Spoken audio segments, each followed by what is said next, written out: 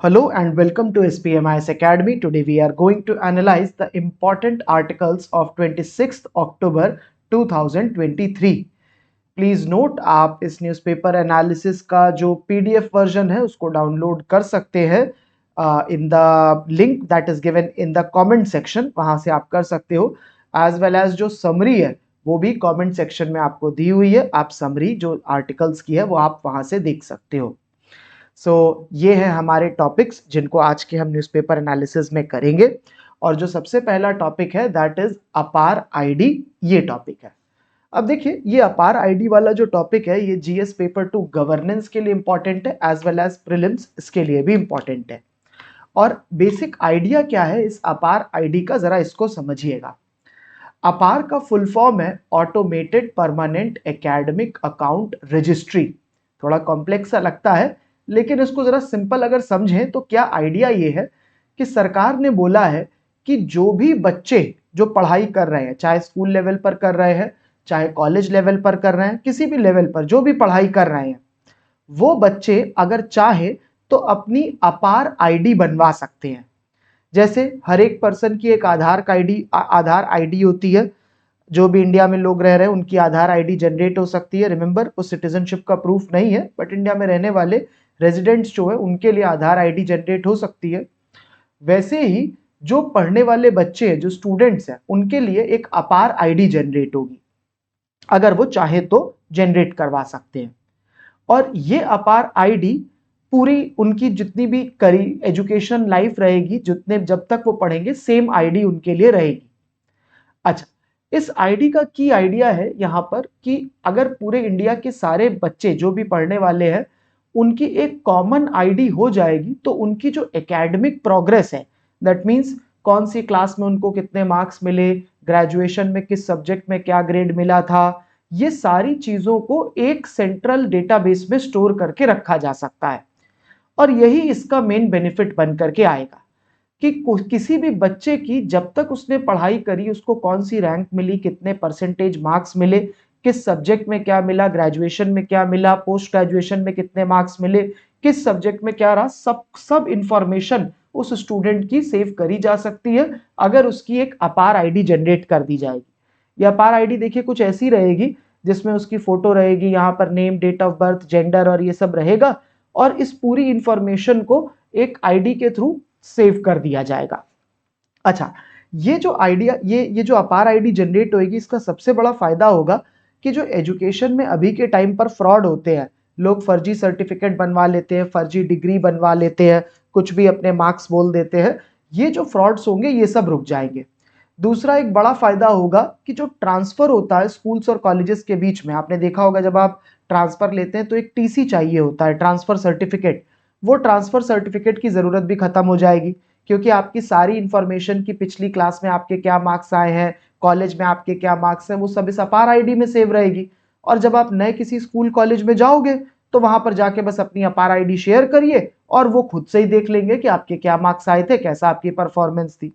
तो ये किसका फायदा हो जाएगा। तीसरा एक बड़ा फायदा हो जाएगा कि गवर्नमेंट अपने लेवल पर ट्रैक कर पाएगी कि कितने लोग कहां तक पढ़ रहे हैं, लिटरेसी रेट क्या है, कितने लोग प्राइमरी में पढ़ते हैं, कितने लोग सेकेंडरी में पढ़ते हैं, कितने लोग हायर सेकेंडरी में कर रहे हैं, कॉलेज में कौन है, हायर एजुकेशन में कौन है। गवर्नमेंट के लिए डेटा बहुत इजीली गवर्नमेंट को अवेलेबल हो जाएगा। साथ ही साथ गवर्नमेंट ये भी पता लगा लेगी कि ड्रॉप आउट रेट क्या है। अब जनरली देखा जाता है कि जो गर्ल्स होती हैं वो ज्यादा हायर एजुकेशन तक नहीं पढ़ती हैं। जनरली गर्ल्स के जो मम्मी पापा होते हैं वो डिस्करेज करा जाता है फीमेल की एजुकेशन को।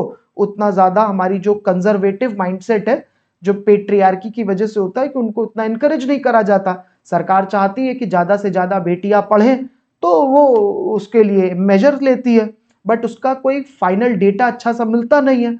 लेकिन अगर अपार डेटाबेस आ जाएगा तो बड़ा इजी होगा डेटाबेस के थ्रू ट्रैक करना कि कितनी जो फीमेल स्टूडेंट है वो कितना आगे तक, कितनी कौन सी क्लासेस में पढ़ रही हैं, क्या उनके मार्क्स रहते हैं, किस सब्जेक्ट में क्या मार्क्स रहते हैं, डेटा बहुत अच्छा भी आ जाएगा। तो गवर्नमेंट के लिए ट्रैक करना इजी हो जाएगा। एक और एडिशनल बेनिफिट होगा इस अपार आईडी का, और ये बेनिफिट पार्शियली अभी भी है, और वो है डिजीलॉकर के थ्रू। जरा ये डिजीलॉकर समझ लेते हैं क्या है। डिजीलॉकर अभी के टाइम पर गवर्नमेंट की एक ऐप होती है, और वेब प्लेटफॉर्म होता है, वेबसाइट होती है, जहां पर आप जो अपने एजुकेशनल डॉक्यूमेंट है, जो लीगल डॉक्यूमेंट है, जैसे लाइसेंस हो गया आपका, आधार हो गया, पैन हो गया, जो आपके लीगल डॉक्यूमेंट्स होते हैं, इन सारे डॉक्यूमेंट्स को आप स्टोर कर सकते हो क्लाउड में। ये आपकी ऐप के जैसा आपके फोन में हो जाता है। और अगर आप अपने फिजिकल डॉक्यूमेंट लेके मत चलो, आप अपना हर जगह लाइसेंस, पैन और आपका जो कार का, स्कूटर का रजिस्ट्रेशन सर्टिफिकेट है वो सब मत लो, डिग्री मत लो, कुछ भी मत लेके चलो। आपको कहीं पर भी मांगा जाए तो आप अपनी डिजी लॉकर ऐप खोल करके इजीली शेयर कर सकते हो। उसकी जो पीडीएफ होता है वो दूसरे के साथ इजीली शेयर हो जाता है। ये डिजी लॉकर करेंटली अभी भी गवर्नमेंट चला रही है। अब ये जो अपार वाला डेटाबेस आएगा, अपार आईडी आएगी, ये इस डिजी लॉकर से इजीली लिंक हो जाएगा। डिजी लॉकर में सिर्फ सर्टिफिकेट रहते हैं, भाई आपके हाई स्कूल में कितनी मार्कशीट में कितने मार्क्स आए ये रहेगा, 10th में 12th में आपके मार्कशीट क्या है, सर्टिफिकेट है, वो रहता है। लेकिन अपार में इस मार्कशीट के साथ साथ सब्जेक्ट वाइज कितने मार्क्स आए थे, कितने परसेंटेज आपके किस में मिले हैं, ये सब भी रहेगा। तो अपार क्या करेगा, डिजी लॉकर का एक तरीके से डेटा जो होगा उसको बड़ा करके अपने में स्टोर कर लेगा। हाँ, अपार वाले में सिर्फ एजुकेशन के ही डॉक्यूमेंट रहेंगे और कुछ नहीं रहेगा। तो ये तो होगा बेनिफिट अपार के सिस्टम के। ब्रॉडली बोले तो मेन जो फायदा यही रहेगा कि इजीली प्रोग्रेस ट्रैक हो जाएगी, ट्रांसफर करने में, सर्टिफिकेट में कोई प्रॉब्लम नहीं आएगा, गवर्नमेंट ट्रैक कर पाएगी, फ्रॉड नहीं रहेगी, और डिजी लॉकर से लिंक होने में आपको कहीं पर भी ओरिजिनल सर्टिफिकेट्स, ओरिजिनल मार्कशीट लेके नहीं जाना पड़ेगा। अपार आईडी होने से आपका काम हो जाएगा। अच्छा, इस पे रजिस्टर कैसे करा जाए अपार आईडी में? तो अपार आईडी के रजिस्ट्रेशन के लिए सरकार ने कुछ बेसिक इंफॉर्मेशन मांगी है। नेम मांगा है, age, date of birth, general information मांगी है इंक्लूडिंग फोटोग्राफ। इस इंफॉर्मेशन को वेरीफाई करा जाएगा आधार नंबर के साथ में। अच्छा, स्टूडेंट चाहे तो उसको एक एक्सेप्ट कर सकता है, डिक्लाइन कर सकता है कि वो अपना आधार नंबर शेयर करे या नहीं करे। भाई कुछ लोग होंगे कि मुझे नहीं आधार नंबर शेयर करना है, तो वो मना भी कर सकते हैं। और अगर कोई माइनर है तो उसके जो पेरेंट्स होंगे वो साइन कर सकते हैं कि आधार नंबर शेयर करना है या नहीं करना है। तो ये भी इसमें एक रहेगा कि माइनर के लिए पेरेंट्स करेंगे। एंड रिमेंबर, अपार आईडी के लिए जैसा मैंने पहले ही बोला कि ये मैंडेटरी नहीं है, ये वॉलंटरी है। ऐसा नहीं है हर किसी को अपार आईडी में करना है, लेकिन हाँ, करने से फायदे होंगे और वो उस स्टूडेंट को ही होंगे। अच्छा, इस पे रजिस्ट्रेशन करने के लिए ऑलरेडी ये एकेडमिक बैंक ऑफ क्रेडिट्स, ये एक वेबसाइट है, ये बना दी गई है। इसमें अभी के टाइम पर कॉलेज स्टूडेंट के रजिस्ट्रेशन ऑलरेडी हो रहे हैं एकेडमिक बैंक ऑफ क्रेडिट में। और ये जो आइडिया था एकेडमिक बैंक ऑफ क्रेडिट, ये original idea national education policy 2020 का आइडिया था, वहां से ये आइडिया आया था। और इसमें ये बोला गया था कि अगर कोई स्टूडेंट एक कॉलेज में पढ़ रहा है तो उस टाइम पर, उसमें पढ़ते टाइम पर उसने कौन कौन से सब्जेक्ट करे, उसमें कितने मार्क्स उसको मिले, कितने क्रेडिट उसने अर्न करे। होता है ना, जब आप कॉलेज में पढ़ते हो हर एक सब्जेक्ट पे आपको क्रेडिट्स मिलते हैं कि इतने क्रेडिट का वो सब्जेक्ट है, तो वो कितने क्रेडिट उसने अर्न करे। अब अगर वो एक कॉलेज से दूसरे कॉलेज शिफ्ट हो रहा है तो शिफ्टिंग के टाइम पर जो उसके क्रेडिट्स है वो भी वैसे के वैसे ही शिफ्ट हो जाएंगे। भाई अगर वो यहां से यहां गया तो जितने भी उसने क्रेडिट लिए थे वो यहां से यहां ऑलरेडी शिफ्ट हो जाएंगे। ये आइडिया है एकेडमिक बैंक ऑफ क्रेडिट्स का, और यही सेम आइडिया यूज करा जा रहा है अपार में भी। अपार में बस एक आईडी दे दी जाएगी और उसमें भी यही होएगा कि भाई जितने भी आपको मार्क्स मिले आपके एक कॉलेज में या एक स्कूल में, माना जाएगा कि जब आप दूसरे में शिफ्ट हो रहे हो तो वैसे के वैसे वही सारे मार्क्स दूसरे में भी चले जाएंगे। तो आइडिया बेसिकली वही है अपार वाला जो एकेडमिक बैंक ऑफ क्रेडिट्स वाला था। Academic bank of credit more for college का है, हायर एजुकेशन का है। अपार जो है वो थ्रू आउट द एजुकेशन है, स्कूल हो, कॉलेज हो, कैसा भी हो, सबके लिए अपार एक कॉमन सिस्टम बन करके आ जाएगा। तो ये तो बात हो गई कि भाई अपार जो है ये इसका क्या प्रोसेस है। अब जरा थोड़ी इसके आगे की भी बात कर लेते हैं कि ये जो अपार वाला सिस्टम है इसके कंसर्न्स क्या है। सबसे बड़ा कंसर्न है डेटा प्राइवेसी को लेकर के। सरकार इतना डेटा कलेक्ट कर रही है, सिर्फ name, date of birth, parents तक की तो बात है नहीं, अब तो ये भी पता होगा कि किस क्लास में कितने नंबर आए, किस सब्जेक्ट में कितने नंबर आए, कौन फर्स्ट आया, कौन सेकंड आया। तो ये सब जो इंफॉर्मेशन होती है, दिस इज बहुत ज्यादा इंफॉर्मेशन स्टोर होएगी। और इसी पे एक बड़ा कंसर्न है कि अगर किसी की इंफॉर्मेशन लीक हो गई, अब अगर कोई नहीं डिस्क्लोज करना चाहता है कि मैं कितने बार फेल हुआ हूँ 6th में, 7th में, या मैंने कौन से मीडियम में पढ़ाई करी है। कुछ लोग होते हैं कि जो थोड़ा सा इंफीरियोरिटी कॉम्प्लेक्स होता है, अगर उन्होंने वर्नाकुलर मीडियम से करी होती है, मान लो कोई हिंदी मीडियम से पढ़ के आया है तो कई बार वो लोग बताना नहीं चाहते कि नहीं मैं तो हिंदी मीडियम से पढ़ा हूं या एसएमईज मीडियम से पढ़ा हूं, थोड़ा इंफीरियोरिटी कॉम्प्लेक्स आ जाता है। कई बार सुपीरियोरिटी कॉम्प्लेक्स भी होता है, पढ़ के आए इंग्लिश मीडियम से, आता है नहीं उतना अच्छा, तो वो सब चीजें लोग बताना नहीं चाहते। और वैसे में अगर किसी का डेटा लीक हो गया तो बड़ी प्रॉब्लम हो जाएगी, फालतू में लोगों की बेइज्जती और ये सब होता है। तो इसीलिए डेटा प्राइवेसी की एक बड़ी कंसर्न होगी। अब इसमें गवर्नमेंट ने बोला है कि भाई बिल्कुल हम कॉन्फिडेंशियल रखेंगे, किसी के साथ शेयर नहीं करेंगे, लेकिन मान लीजिए हो ही गया तो एक अननेसेसरी एक प्रॉब्लम हो ही जाएगी जिसका भी डेटा शेयर होगा। अच्छा, एक और इसमें प्रॉब्लम हो जाएगी, अगर मान लो कहीं किसी ने डेटा स्टील कर लिया, हैक कर लिया, तो बाद में मिसयूज करा जा सकता है। सेंसिटिव डेटा होता है, कुछ भी इंफॉर्मेशन रिवील हो सकती है किसी की भी, किसके क्या, किस सब्जेक्ट में कौन फेल हुआ, कुछ हुआ, ये सब मिसयूज करा जा सकता है। लोग कैसे भी कैरेक्टर असैसिनेशन कर सकते हैं, लोगों को खराब दिखा सकते हैं, मीडिया में कुछ भी बोल देंगे। अच्छा, तीसरी एक और प्रॉब्लम है प्रोसेसिंग ऑफ इंफॉर्मेशन को लेकर के।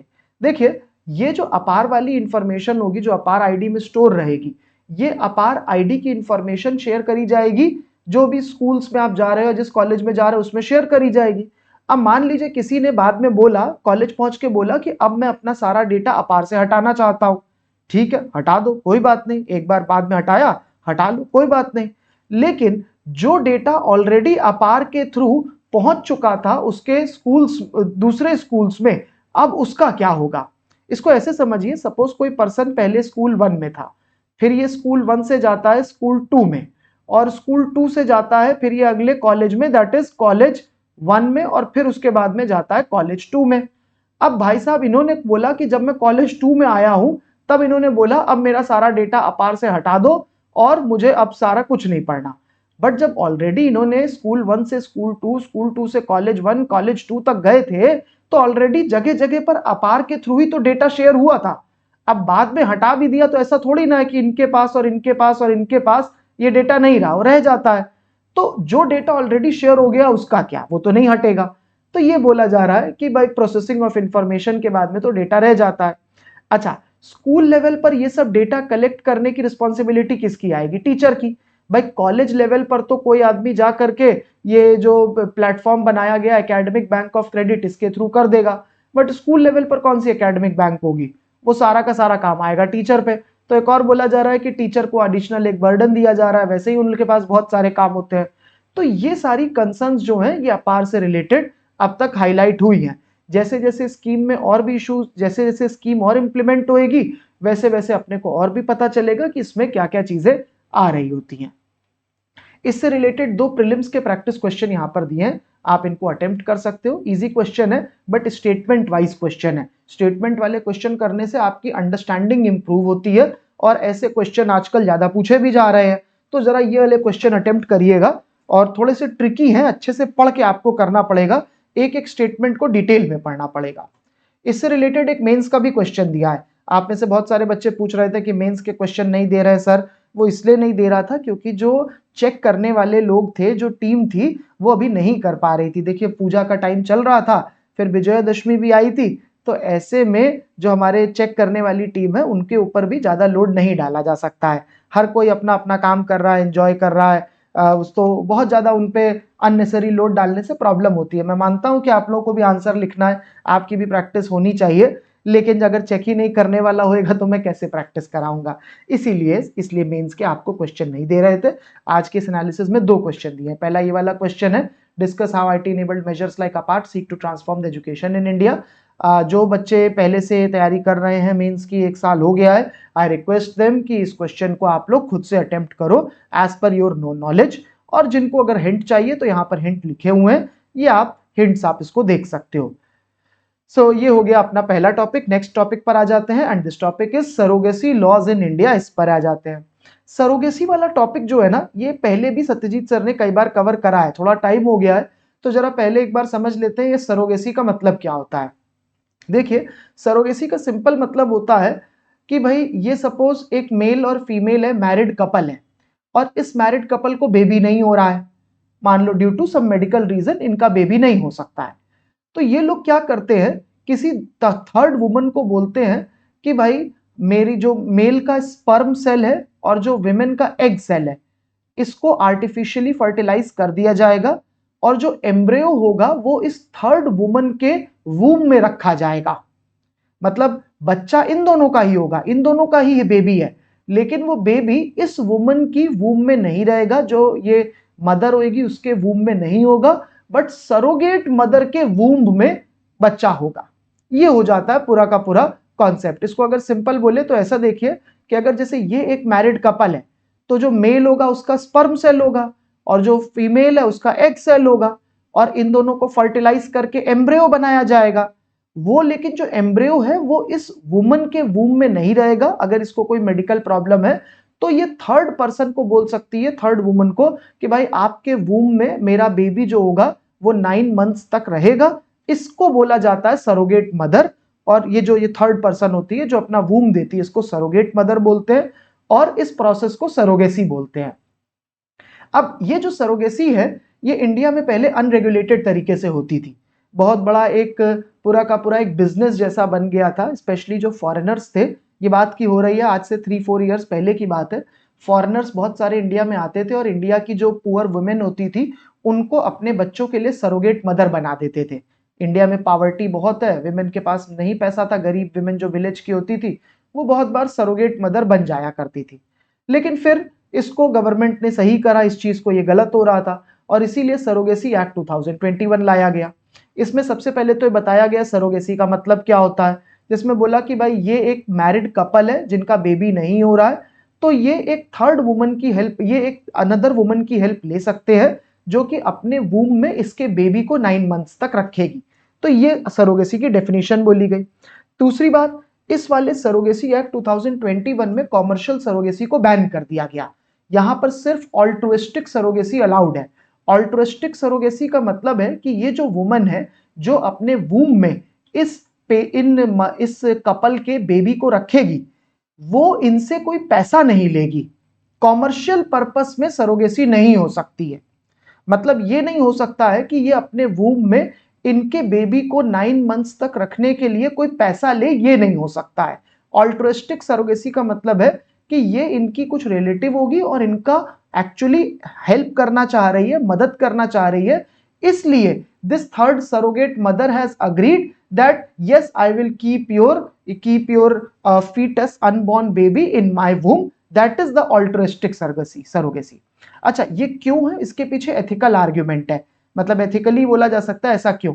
देखिए, मदरहुड जो होता है, मां बनना जो होता है, ये एक बड़ा ही पावन पवित्र रिश्ता होता है, सैक्रोसैंक्ट होता है। ये माँ और बच्चे का जो कनेक्शन है वो बहुत ही पवित्र चीज होती है। 9 मंथ्स तक जब मदर वूम में रखती है किसी बेबी को, तो वो एक ऐसा कनेक्शन बनता है जिसको पैसे से नहीं करा जा सकता है, आप उसको कॉमर्शियली नहीं इवैल्यूएट कर सकते हैं। And that is why commercial surrogacy को बैन करा गया है, क्योंकि ये जो चीज है ये एक डिवाइन रिलेशन होता है, सैक्रोसैंक्ट चीज है, और इसमें कोई कॉमर्शलाइजेशन नहीं होना चाहिए। अगर ये सरोगेट मदर सच में भला करना चाह रही है इस कपल का, only then she should agree to become a surrogate mother. तो ये इसका एथिकल आर्ग्यूमेंट भी था कि मदर के वूम को रेंट पर नहीं दिया जा सकता है।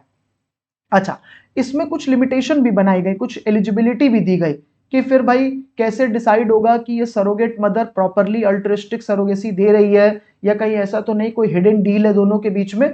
इसमें भी कुछ कुछ रूल्स बना दिए गए।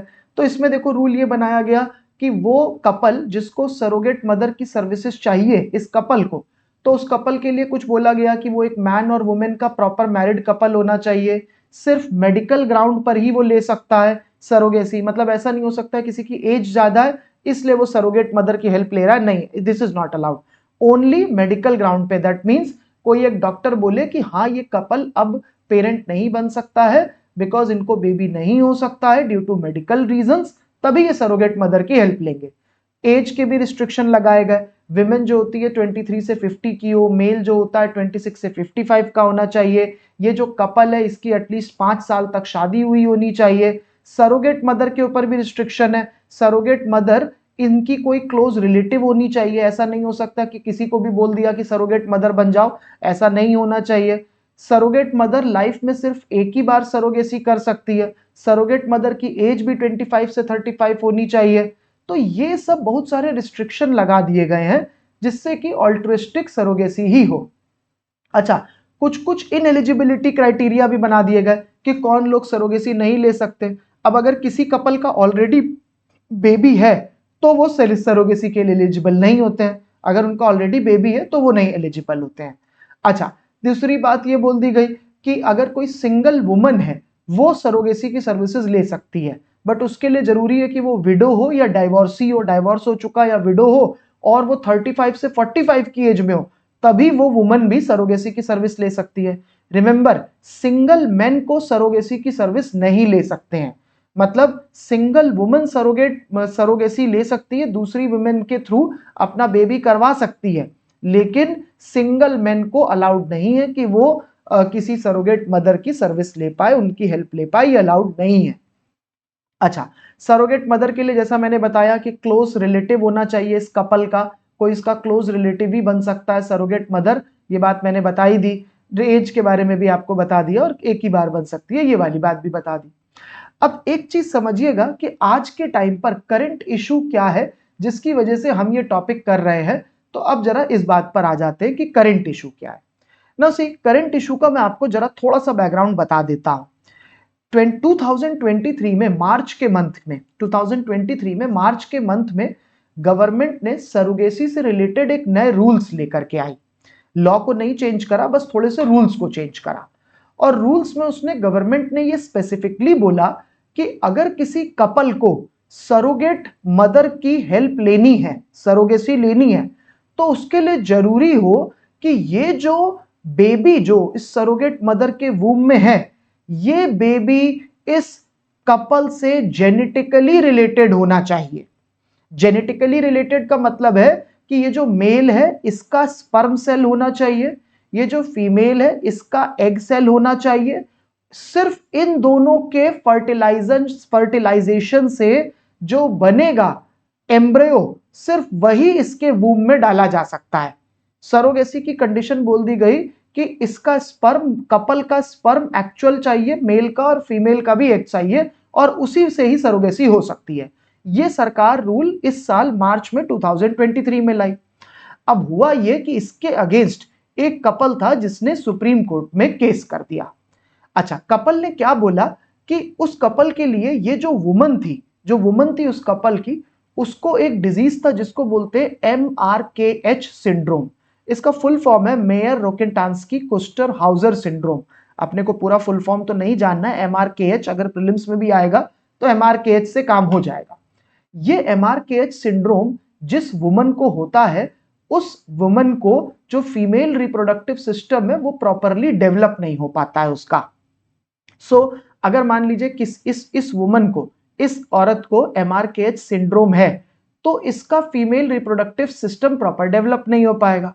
अच्छा, अगर फीमेल रिप्रोडक्टिव सिस्टम नहीं डेवलप होगा तो ऑब्वियस सी बात है कि एग सेल वो शायद प्रोड्यूस ही ना कर पाए। ऐसा हो सकता है कि वो एग सेल प्रोड्यूस ही ना करे। अब इसी बात को लेकर के सुप्रीम कोर्ट में केस कर दिया कपल ने। उन्होंने बोला कि भाई जब वुमन एग सेल प्रोड्यूस ही नहीं कर सकती है बिकॉज उसको MRKH सिंड्रोम है, इन दैट केस वो तो सरोगेसी ले ही नहीं सकती है, उसको तो होएगा ही नहीं। अच्छा, सरकार ने अपने रूल्स चेंज करे मार्च में, बट उसके पहले वो कपल ऑलरेडी सरोगेट मदर की हेल्प ले चुका था और ऑलरेडी फर्टिलाइज करके एम्ब्रियो इस सरोगेट मदर के जो वूम है इसमें आ चुका था बेबी। तो अब ये प्रॉब्लम हो गई कि इसका क्या करा जाए। इसका रेजोल्यूशन सुप्रीम कोर्ट ने करा अपने वर्डिक्ट में। सुप्रीम कोर्ट ने बोला कि ये जो गवर्नमेंट रूल लेकर के आई है कि जेनेटिकली रिलेटेड होना चाहिए, जेनेटिकली रिलेटेड का ये मतलब नहीं है कि ये एम्ब्रियो, ये बेबी दोनों मदर फादर से जेनेटिकली रिलेटेड हो। अगर इस वुमेन को MRKH सिंड्रोम है, दैट मींस उसका एग सेल नहीं होगा। In that case genetically related का मतलब है कि सिर्फ वो फादर से रिलेटेड हो जाए। और ये सुप्रीम कोर्ट ने वर्डिक्ट अपना दिया और उन्होंने बोला कि इसके पीछे रीजन है कि ये जो लॉज होते हैं सरोगेसी के, ये वुमन सेंट्रिक लॉ होते हैं। ये विमेन को जो राइट है मदरहुड का, उसके लिए ये लॉ बनाए हुए हैं और उसके लिए ये लॉ बनाया हुआ है। इसीलिए इस बेसिस पर डिनाई नहीं करा जा सकता कि रूल्स आपने जो बना दिए हैं उसमें उसके हिसाब से नहीं अलाउड है, ये गलत है। अगर किसी वुमन को सरोगेसी की हेल्प चाहिए और वो जेन्युइन केस है, उसको मेडिकली वो नहीं प्रोड्यूस कर सकती अपना बेबी, इन दैट केस उसको सरोगेट मदर की हेल्प मिलनी चाहिए। ये सरोगेसी से रिलेटेड चेंज है। अब देखो इस वाले पूरे टॉपिक में है तो ये एक्चुअली जो एक्ट है 2021 का है, तो मेंस में तो मैं एक्सपेक्ट करता नहीं हूँ कि इससे रिलेटेड कोई क्वेश्चन आएगा, बट बिकॉज ये रूल्स में चेंजेस हुए हैं और उससे उसको सुप्रीम कोर्ट ने वर्डिक्ट दिया है, तो ये प्रीलिम्स के लिए थोड़ा सा इंपॉर्टेंट हो जाता है, इसीलिए प्रीलिम से रिलेटेड एक क्वेश्चन यहाँ पर दिया है और क्वेश्चन बड़ा टेक्निकल नेचर का है, ध्यान से पढ़ के करिएगा, इजी क्वेश्चन नहीं बनाया है, थोड़ा सा ट्रिकी क्वेश्चन ये मैंने फ्रेम कर दिया है, तो इसको अच्छे से अटेम्प्ट करिएगा कि इसमें क्या पूछा गया है। और ये जो टॉपिक है ये मेंस में तो इसके आने के चांसेस कम हैं, ज्यादा चांस तो इस टाइप के टॉपिक का प्रीलिम्स में ही रहता है। और ये जो आर्ग्यूमेंट है कि सरोगेसी जो है वुमेन सेंट्रिक लॉ होता है, इसको आप अपने एथिक्स के आंसर्स में यूज कर सकते हैं, या जब विमेन के इश्यूज की बात कर रहे हैं जीएस पेपर 1 में, वहां पर भी आप ये बात यूज करते हैं कि कैसे सरोगेसी जो होता है वो वुमेन सेंट्रिक लॉ बनाया गया है कि वुमेन को मदरहुड मिले, इसीलिए सिंगल मदर को भी अलाउ करा गया है। तो इस बात को आप आर्ग्यूमेंट्स को यूज कर सकते हैं जीएस पेपर 1 में एज वेल एज एथिक्स में। चलिए भाई, थर्ड अपने इशू पर आ जाते हैं, and that is the seed sector and BBSSL. इसके बारे में जरा पढ़ लेते हैं ना। सबसे पहली बात करते हैं कि ये सीड सेक्टर वाली बात में है क्या। देखिए, एग्रीकल्चर में अगर इंडिया की बात करें तो जो अच्छी सीड होती है उसकी बहुत ज्यादा इंपॉर्टेंस होती है। आफ्टर ऑल क्रॉपिंग क्रॉप्स जो भी लगते हैं वो सब सीड से ही लग रहे होते हैं, और अगर फार्मर के पास में अच्छी क्वालिटी की सीड है तो उसकी जो ईल्ड होती है वो 15 से 20% बढ़ जाती है। एग्रीकल्चर में, क्रॉपिंग में अगर देखा जाए सबसे सस्ता अगर इनपुट होता है तो वो सीड होती है। अगर इसको इनपुट्स को कंपेयर करें, जैसे अगर आपने फर्टिलाइजर, वाटर, पेस्टिसाइड, इन सबको कंपेयर करो जो भी इनपुट लगते हैं, तो सीड की जो कॉस्ट होती है जनरली 1 से 3% ही होती है, बट उसका जो इम्पैक्ट होता है वो बहुत ज्यादा होता है। अगर अच्छी सीड ली है तो ओवरऑल जो एग्रीकल्चर में आउटपुट है, जो ईल्ड है, वो 15 से 20% तक बढ़ सकती है। और इसी चीज को रिकॉग्नाइज करते हुए कि हमारे जो देश के फार्मर्स हैं उनको अच्छी से अच्छी सीड मिले जिससे उनका एग्रीकल्चर अच्छे से अच्छा हो, हमारे देश की सरकार ने 2023 में अच्छी सीड प्रोवाइड करने के लिए भारतीय बीज सहकारी समिति लिमिटेड बनाया था, जिसको बोला जाता है बीबीएसएसएल। ये कोऑपरेटिव सोसाइटी है। रिमेंबर, आज से 4 दिन पहले 23 को भी हमने कोऑपरेटिव सोसाइटीज के बारे में करा था। वहां पर मैंने बताया था अमूल के केस के बारे में कि किस तरीके से फार्मर्स को बेनिफिट करने के लिए एक कोऑपरेटिव बनाया जो कि फार्मर्स के मिल्क को सिटीज में बेचता था और जो प्रॉफिट होता था वो वापस फार्मर्स को देता था। ये जो कोऑपरेटिव है बीबीएसएसएल, इसका भी सिमिलर पर्पस है।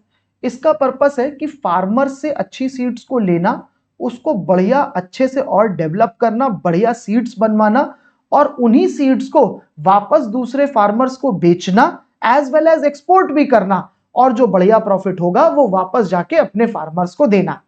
देखिए, एक कुछ बातें यहां पर जरा बेसिक सीड्स के बारे में अभी हम लोग समझेंगे, तब मेरा ये आइडिया है कि बीबीएसएसएल करता क्या है तो आपको ज्यादा बढ़िया क्लियर होएगा। बट उसके पहले जरा मैं एक जो सिंपल बात है बीबीएसएसएल के बारे में वो आपको बता देता हूं। बीबीएसएसएल का मेन काम होता है कि जो ट्रेडिशनल होती हैं सीड्स होती हैं, उन ट्रेडिशनल सर्टिफाइड सीड्स को अच्छे हर फार्मर तक पहुंचाना। देखिए, देश में ट्रेडिशनल सीड्स को ही ज्यादा वैल्यू करा जाता है compare to high yielding varieties.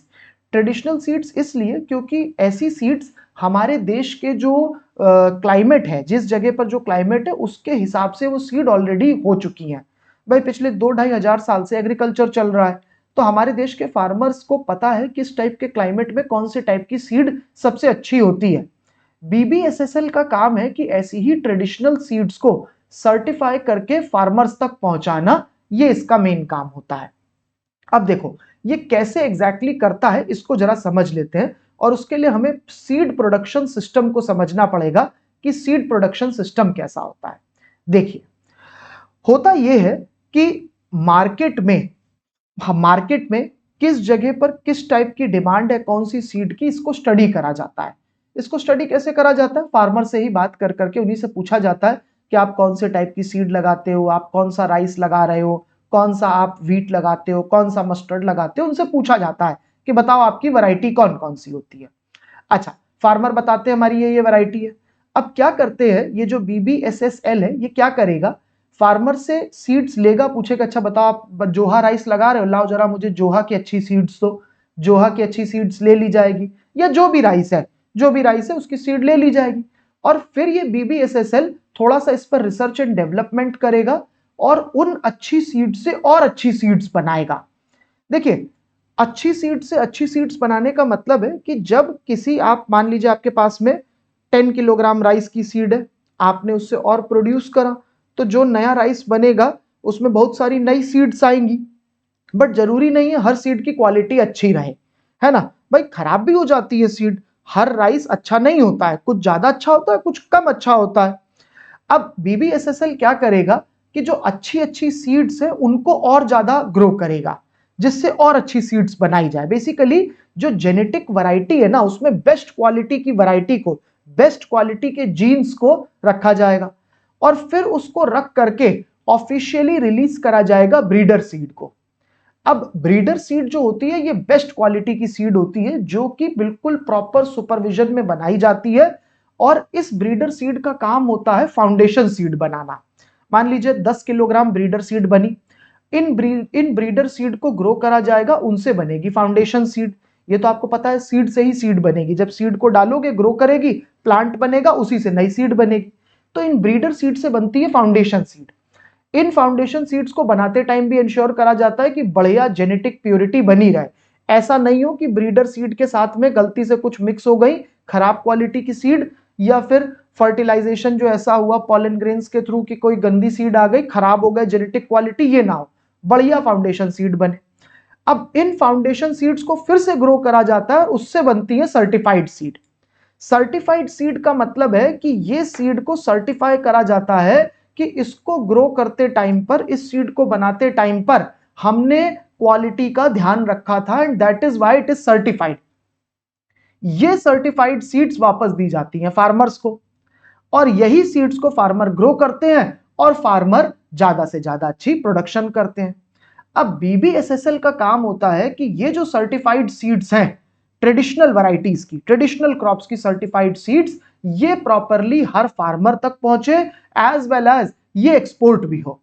Export होने से फायदा ये होता है कि जब देश विदेश में पहुंचेगी, फॉरेन कंट्रीज में पहुंचेगी हमारी सीड, तो फार्मर्स को अच्छा प्राइस भी मिलने लग जाएगा, है ना। वो अच्छा प्राइस मिलेगा तो जो फार्मर, जो कि एक्चुअली जिसने उन सीड्स को अपने पास रखा था, उसी से रिसर्च एंड डेवलपमेंट होके बनी, उसी को वापस फायदा मिलता है। इस बात को समझिएगा, जो फार्मर्स होते हैं वो होते हैं ट्रेडिशनली सीड के कीपर्स। हमारे यहाँ पर पिछले 2-2.5 सालों से फार्मर्स ने सीड्स को अच्छे से बचा के रखा है, और वही लोग उन सीड्स को प्रॉपरली कंजर्व करते हैं, प्रिजर्व करते हैं। अब BBSL क्या करेगा, उन्हीं से सीड लेके डेवलप करेगा, उससे अच्छी से अच्छी ब्रीडर सीड बनाएगा टेक्नोलॉजी यूज करके, ब्रीडर सीड से फाउंडेशन, फाउंडेशन से सर्टिफाइड, वही जाके दूसरे फार्मर्स को देगा, और उनसे सीड्स जो वापस बाद में ली जाएंगी और अच्छे से अच्छी सीड्स करी जाएंगी। That is the idea of BBSSL। तो ये पूरा का पूरा आइडिया है। अच्छा, इससे फायदा क्या होगा? फायदा सबसे बड़ा तो ये होगा कि हाई क्वालिटी क्रॉप्स होंगे, अच्छी ईल्ड होगी, ज्यादा सीड रिप्लेसमेंट रेट होगा। सीड रिप्लेसमेंट रेट होता है कि किसी भी जगह पर कितनी सर्टिफाइड सीड्स ग्रो लगाई जाती हैं और कितनी नॉन सर्टिफाइड होती हैं। होता क्या है कि बहुत बार फार्मर्स के पास में इतने पैसे नहीं होते हैं कि वो अपने पूरी की पूरी एग्रीकल्चरल फील्ड में सर्टिफाइड सीड डालें, मिक्स कर देते हैं सर्टिफाइड सीड्स को, जो उनके पास पिछली बार की सीड बची होती है या पिछली बार का जो प्रोड्यूस होता है उससे मिक्स कर दिया जाता है। अब मिक्स करने से क्या होता है कि वो लोग सोचते हैं कि चलो ठीक है, थोड़ा बहुत जेनेटिक वैरायटीज इधर उधर होंगी भी, ओवरऑल अच्छा ही हो जाएगा। बट ज्यादा अच्छा होता है कि ओवरऑल सारे एरिया को सर्टिफाइड सीड से डाला जाए, तो सीड रिप्लेसमेंट रेट को बढ़ाना होता है। अच्छा, नेक्स्ट होगा कि जेनेटिक प्योरिटी बढ़ती जाती है। जब आप अच्छी क्वालिटी की सीड यूज करते हो तो ज्यादा अच्छी जीन्स रहती है उन सीड में, क्रॉप भी अच्छा निकल रहा है, जेनेटिक प्योरिटी बढ़ती है। अगर खराब क्वालिटी की सीड यूज करोगे तो वो खराब क्वालिटी के सीड के जो खराब जीन्स हैं वो अच्छी सीड को भी खराब कर देंगे, है ना भाई। इसको इस तरह से देखिए कि होता है ना कि अगर जेनेटिकली कुछ प्रॉब्लम है किसी चीज में, तो वो अच्छी चीज के भी जीन्स को पॉल्यूट कर सकती है, तो ऐसा हो जाएगा। तो इसीलिए जरूरी है कि अच्छे जीन्स को, अच्छी सीड्स को रखा जाना चाहिए, प्रिजर्व करना चाहिए जेनेटिक आइडेंटिटी को। और तीसरा बेनिफिट होता है सर्टिफाइड सीड का, कि जब ज्यादा से ज्यादा सर्टिफाइड सीड ग्रो होगी, ज्यादा से ज्यादा जेनेटिकली प्योर सीड होगी, तो ओवरऑल एक्सपोर्ट्स भी बढ़ेगा, ज्यादा से ज्यादा फार्मर दे पाएंगे अपनी सीड को, एक्सपोर्ट बढ़ने लग जाएगा। अभी इंडिया का शेयर वर्ल्ड के सीड एक्सपोर्ट में बहुत कम है, 0.6 है, that is very less. India को और ज्यादा करवाना है अपना ये एक्सपोर्ट। अच्छा, ऐसा नहीं है कि सरकार ने सिर्फ BBSSL को ही करा है सीड्स के डेवलपमेंट के लिए और सर्टिफाइड सीड पहुंचाने के लिए, सरकार ने और भी इनिशिएटिव लिए हैं। एज लेट एज 1966 में सरकार सीड एक्ट लेकर के आ गई थी, जिसके लिए ये था कि जो सर्टिफाइड सीड्स हैं उनकी क्वालिटी को रेगुलेट करके कैसे सेल करा जाएगा। देन नेशनल सीड पॉलिसी आई थी 2002 में, इसका भी ऑब्जेक्टिव था कि सीड इंडस्ट्री को प्रोटेक्ट, सीड इंडस्ट्री को सपोर्ट करना, फार्मर के इंटरेस्ट को प्रोटेक्ट करना। ऐसा ना हो कि फार्मर से सीड लेकर के कोई महंगे दाम पर कहीं और बेचे।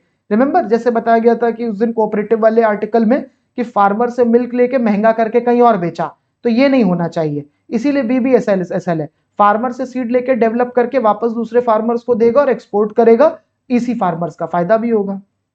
अच्छा जी, इसके बाद में कुछ और भी, protection of plant variety, farmers right act है, सीड विलेज प्रोग्राम है, ये सब भी गवर्नमेंट ने कुछ कुछ मेजर्स चलाए हुए हैं for the seed development. So this is the third topic, seed sector वाला। इस पर मैंने आपको कुछ क्वेश्चन अभी नहीं दिया है बिकॉज आई एम वेटिंग कि इस टॉपिक पर कुछ और डेवलपमेंट भी होएगा आगे, तब हम लोग कुछ इस पर मेन से रिलेटेड भी क्वेश्चन कर पाएंगे।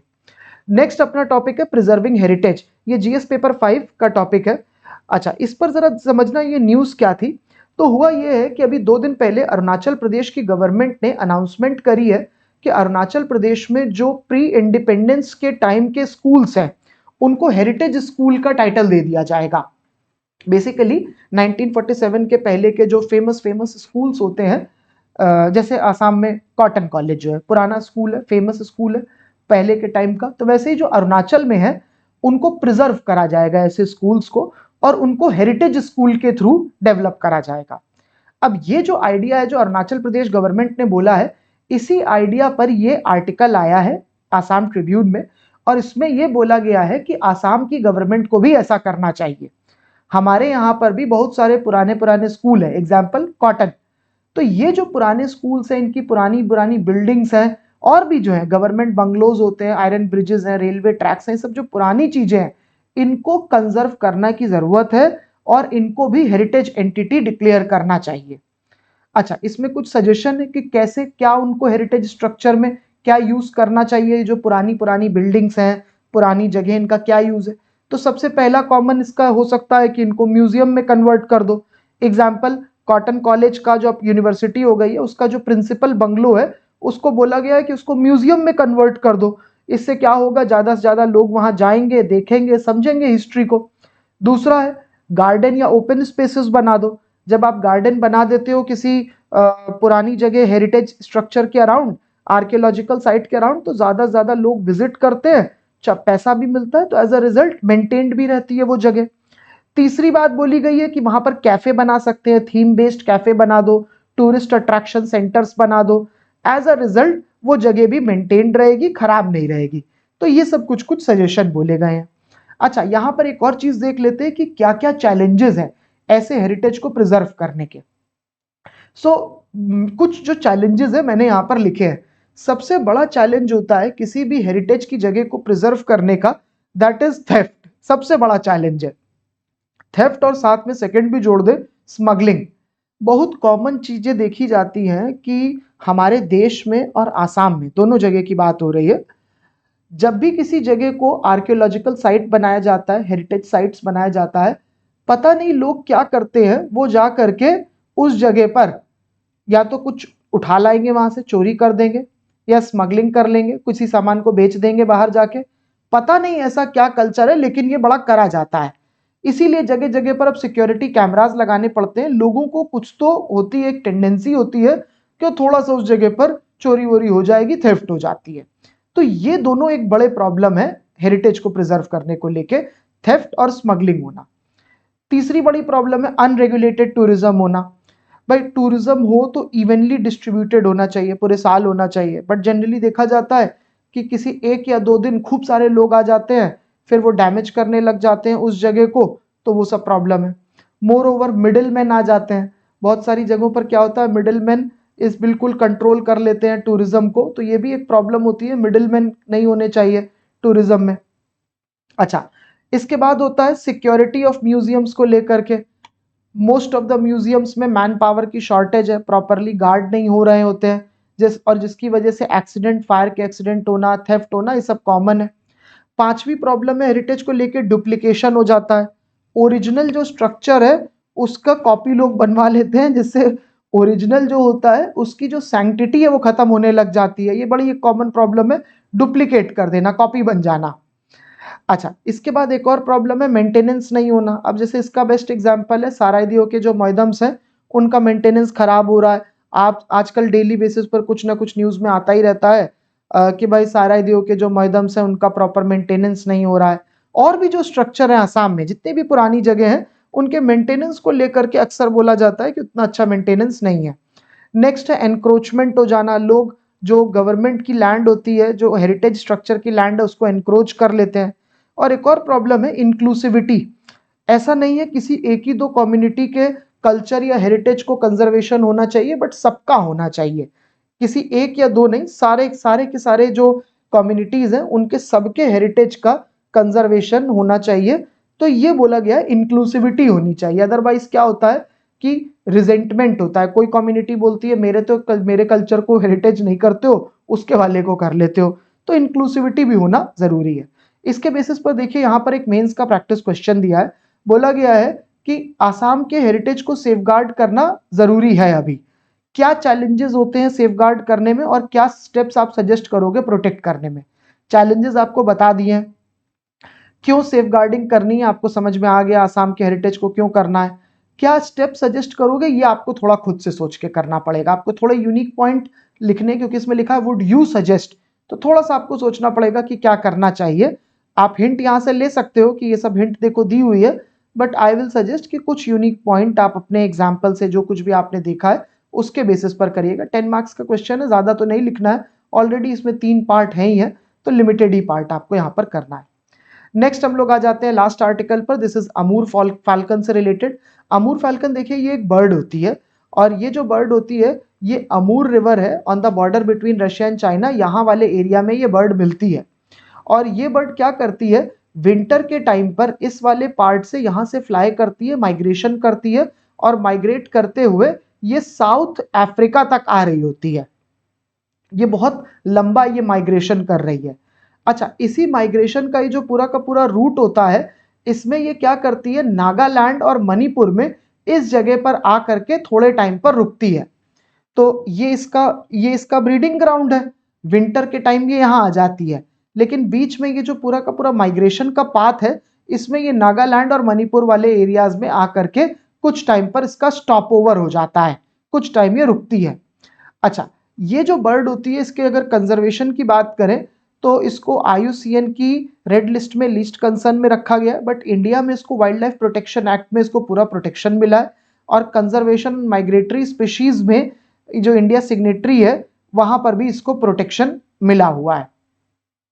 हर साल ये जो बर्ड होती है ये अक्टूबर नवंबर के टाइम पर ही आ रही होती है नागालैंड और मणिपुर के एरियाज में, इस जगह पर आती है। और डोयांग लेक है नागालैंड में, जो इसका स्टॉप ओवर है, यहाँ ये रुकती है। बिकॉज नागालैंड में आके ये बर्ड रुकती है, इसीलिए नागालैंड को falcon capital of the world भी बोलता है। लोकल डायलेक्ट में इसका नाम होता है मोलुलेम, इसको बोला जाता है। और करेंटली अभी न्यूज ये आई है कि नागालैंड में ये अमूर फाल्कन जो है ये आ करके आने शुरू हो गए हैं, ये न्यूज अभी आई है। अच्छा, एक चीज और देखिएगा, आज से कुछ साल पहले तक ये अमूर फाल्कन जो थे, जब ये नागालैंड में आते थे तो इनको बहुत मारा भी जाता था। मीट कंजम्पशन के लिए इनको बहुत हंट कर लिया जाता था। बोला गया था 8 ईयर्स पहले पॉइंट करा गया था कि 1 लाख अमूर फाल्कन को हर दिन मारा जा रहा था नागालैंड में for the meat consumption purpose. तो इससे बहुत बुराई हुई इंडिया में। क्यों? क्योंकि ये जो बर्ड है, मतलब इस जगह पर ये ओरिजिनली होती है रशिया चाइना के बॉर्डर में, और साउथ अफ्रीका तक जाती है।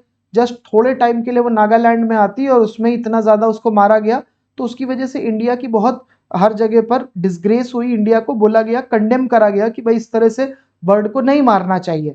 तो गवर्नमेंट जो स्टेट गवर्नमेंट, उन्होंने इसके अगेंस्ट एक्शन लिया। अमूर फाल्कन को जो हंटिंग होती है उसको बैन कर दिया, विलेजेस को मना करा कि आप ये नहीं करोगे, अवेयरनेस जनरेट करी गई। तो जिससे धीरे धीरे अमूर फाल्कन जो है इसका हंटिंग बहुत कम हो चुका है, अब तो बिल्कुल ही खत्म ही हो गया है। अच्छा, ये जो प्रीलिम्स उससे रिलेटेड एक प्रीलिम्स का प्रैक्टिस क्वेश्चन यहाँ पर दिया हुआ है। तो ये क्वेश्चन आप अटेम्प्ट कर सकते हो और इसका आंसर आप कमेंट सेक्शन में अपने डालिएगा। सो कल वाले जो क्वेश्चंस हैं उनके आंसर्स मैंने यहाँ पर दे दिए आपको, ये आंसर देख लीजिएगा। और अब आज का जो न्यूज़पेपर एनालिसिस है उसकी जो समरी है वो मैं आपके सामने प्रेजेंट कर दे रहा हूँ, जिससे कि अपना क्विक रिवीजन हो जाएगा। ये समरी का पीडीएफ भी कमेंट सेक्शन में सबसे पहला था अपना अपार टॉपिक था। अपार का फुल फॉर्म अपने को पता होना चाहिए, automated permanent academic account registry. और ये जो अपार सिस्टम है ये नेशनल एजुकेशन पॉलिसी 2020 उसके पार्ट में आया है। और यहाँ पर आइडिया है one nation one student ID ये होनी चाहिए, मिनिस्ट्री ऑफ एजुकेशन के अंडर है। बेनिफिट क्या होंगे, ऐसा सिस्टम आ जाएगा। सबसे बड़ा बेनिफिट है एजुकेशन की प्रोग्रेस हो जाएगी, इजीली ट्रांसफर हो जाएगा, फ्रॉड नहीं होंगे, डिग्री से रिलेटेड लिटरेसी और ड्रॉप आउट जो होता है गवर्नमेंट उसको ट्रैक कर पाएगी। तो ये इसके फायदे हैं। और हाँ, ये डिजी लॉकर से लिंक हो जाएगा। डिजी लॉकर क्या करता है, जो इंपॉर्टेंट डॉक्यूमेंट्स होते हैं उनको क्लाउड पर स्टोर कर लेता है, इजीली एक्सेस हो जाता है। तो ये इसके बेनिफिट्स हो जाएंगे। कैसे रजिस्ट्रेशन करना है, तो बेसिक डिटेल्स दे दो, आधार से वेरीफाई कर दो, कंसेंट फॉर्म में देना है आधार या नहीं देना है तो ये भी हो सकता है। अगर कोई माइनर है तो उसके लिए पेरेंट लेंगे कंसेंट, और अपार जो है वॉलंटरी है, मैंडेटरी नहीं है। अच्छा, इसकी कंसर्न क्या है, डेटा प्राइवेसी को लेके मिसयूज हो जाएगा, टीचर्स पर एडिशनल बर्डन आ जाएगा, और अगर एक बार इन्फो प्रोसेस हो गई तब आप विड्रॉ तो कर नहीं सकते हो, निकल नहीं सकते हो। That was the entire thing about अपार। नेक्स्ट हमने करा था सरोगेसी लॉस को लेकर। सरोगेसी का मतलब क्या है बताया था। सरोगेसी एक्ट 2021 में आया था। डेफिनेशन क्या बोली गई है कि भाई एक मैरिड कपल होना चाहिए, मैरिड कपल का कोई बेबी नहीं होना चाहिए, इनका कोई बेबी नहीं हो। इसमें एज भी बताई गई थी, मेल की एज 26 से 25 हो, फीमेल की 23 से 50 हो, 5 साल मैरिड हो, और अगर इनको बेबी नहीं हो रहा है तब ये अपना जो एम्ब्रियो होता है ये सरोगेट के वूम में करवा सकते हैं। सरोगेट वूम भी इनसे रिलेटेड होनी चाहिए, वो खुद मैरिड होनी चाहिए, खुद उसका अपना बच्चा होना चाहिए। मेडिकल इंश्योरेंस भी ये लोग जो होएगा ये लोग प्रोवाइड कर देंगे। तो ये सरोगेट मदर के बारे में बोला गया था। बोला गया है पैसे का कोई लेन देन नहीं होगा, कॉमर्शियलाइजेशन नहीं होगा, ऑल्ट्रिस्टिक सरोगेसी अलाउड है। तो ये बात बोल दी गई। अच्छा, सिंगल वुमेन के लिए अलाउड कर दी गई थी सरोगेसी, लेकिन सिंगल मेल के लिए नहीं है। सिंगल वुमेन की भी बोला गया था डाइवोर्स होनी चाहिए या विडो होनी चाहिए, और एज 35 से 45 हो। अच्छा, न्यूज ये आई थी कि भाई अगर फादर या मदर जो है जेनेटिकली रिलेटेड नहीं है तब सरोगेसी जो, अगर फादर या मदर दोनों को ही जेनेटिकली रिलेट होना पड़ेगा एम्ब्रियो से तभी सरोगेसी हो सकती है, ये बात बोली गई थी। तो उसके अगेंस्ट सुप्रीम कोर्ट में केस हो गया। बोला गया एमआरकेएच सिंड्रोम है, एमआरकेएच सिंड्रोम की वजह से फीमेल रिप्रोडक्टिव पार्ट डेवलप नहीं है, as a result egg cell तो होगा नहीं विमेन का। तो इसमें सुप्रीम कोर्ट ने बोला नहीं, सरोगेसी इज विमेन सेंट्रिक, ये विमेन का मदरहुड का राइट है, इसीलिए उसमें अलाउड है उस केस में। नेक्स्ट हमने सीड्स के बारे में पढ़ा था कि सीड की भाई क्या इंपॉर्टेंस है, तो ईल्ड बढ़ती है। अब सीड को ज़्यादा पॉपुलराइज करने के लिए ज़्यादा से ज़्यादा सर्टिफाइड ट्रेडिशनल सीड्स के लिए भारतीय बीज सहकारी समिति लिमिटेड ये कोऑपरेटिव बनाया सरकार ने। अब इसका काम ये होता है कि जो सर्टिफाइड सीड है ये फार्मर तक पहुंचाना ट्रेडिशनल वैरायटीज़ की, एज वेल एज उसको एक्सपोर्ट भी करवाना जिससे पैसा भी मिले देश को। और इसमें जो सीड में हमने 3 टाइप की देखी थी, breeder, foundation, certified. Breeder seed का मतलब होता है जो बिल्कुल बेस्ट क्वालिटी की सीड होती है जो रिसर्च करके बनाते हैं। फिर होता है फाउंडेशन, जो इनसे डेवलप होती है फाउंडेशन, और फाउंडेशन भी अच्छे से अच्छी जेनेटिक प्योरिटी होती है। फिर उसके बाद होता है सर्टिफाइड, जो कि फार्मर को दी जा सकती है कि इसको मेंटेन करी गई है जेनेटिक प्योरिटी और इसको एग्रीकल्चर में आप यूज करिए। तो ये इसका सर्टिफाइड सीड्स होती है। नेक्स्ट हमने बोला था preserving the heritage of Assam. तो इसमें बोला था चैलेंजेस क्या है कि थेफ्ट होती है, स्मगलिंग होती है, मेंटेनेंस नहीं है, सिक्योरिटी की प्रॉब्लम है, अनरेगुलेटेड टूरिज्म है, एनक्रोचमेंट की प्रॉब्लम हो रही होती है। ये सब हेरिटेज ऑफ आसाम के चैलेंजेस होते हैं। इसमें हमने देखा था कि गवर्नमेंट को ज़्यादा से ज़्यादा आसाम की बिल्डिंग्स जो है पुरानी, उनको हेरिटेज सेंटर डिक्लेयर करना चाहिए, स्पेशली जो एजुकेशन इंस्टीट्यूशंस हैं उनको करना चाहिए। और लास्ट टॉपिक था अमूर फैल्कन का। अमूर रिवर है चाइना रशिया के बॉर्डर में, यहाँ से स्टार्ट होता है, फ्लाई करते हुए जाता है साउथ अफ्रीका तक, बीच में नागालैंड में स्टॉप ओवर है, डोयांग लेक है वहां पर है, मोलुलेम इनको बोला जाता है लोकली। और इनकी पहले बहुत हंटिंग होती थी, अब तो इनकी हंटिंग काफी कम हो गई है। Conservation of migratory species and wild life protection act, इन दोनों में इनको प्रोटेक्शन मिला हुआ है। So that is the complete analysis from my side in today's session. And Satyajit sir Monday से स्टार्ट कर देंगे, बस मुझे कल और हम लोग और एक बार बात करेंगे। सत्यजीत सर मंडे से स्टार्ट कर देंगे। Thank you everyone.